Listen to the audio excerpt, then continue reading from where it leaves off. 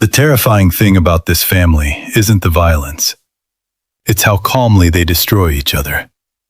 Because by the time this story begins, nobody in that house knows the difference between love and loyalty anymore. And that's what makes every conversation feel dangerous. Nobody's saying what they actually mean. They're speaking in emotional code. The moment she agrees to stay longer, it sounds sweet at first. A daughter choosing her father. But underneath that moment is something much darker. He's not just asking her to stay close. He's asking her to become part of the war. And she says yes without hesitation.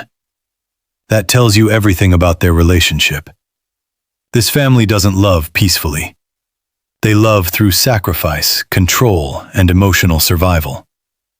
Then the episode slows down at the dinner table, and honestly, that's where the writing becomes brilliant. Nobody's yelling. Nobody's fighting. But the empty seats say everything. The house feels haunted by people who are still alive.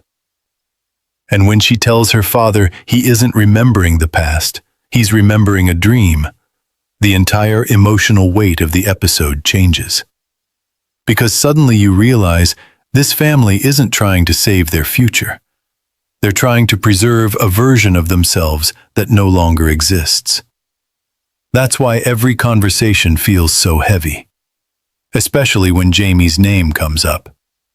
The tension shifts instantly. Nobody even says much, but you can feel years of betrayal sitting underneath the silence.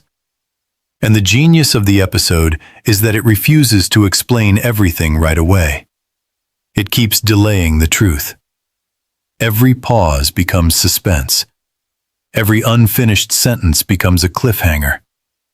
Then right when the emotional pressure gets too intense, the story pivots into vulnerability.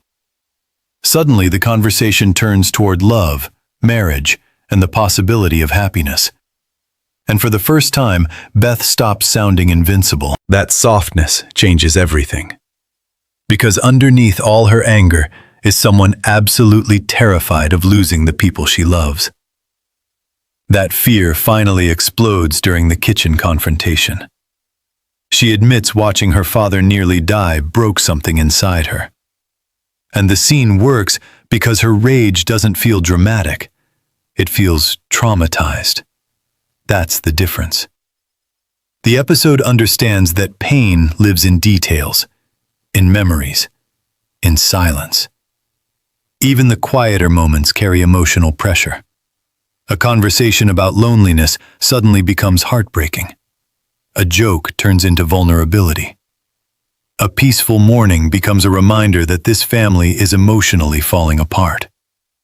And that's why the episode becomes impossible to stop watching. Not because of action, because every character feels emotionally unfinished.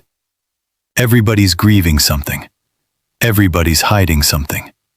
And deep down, every single person in that house knows time is running out.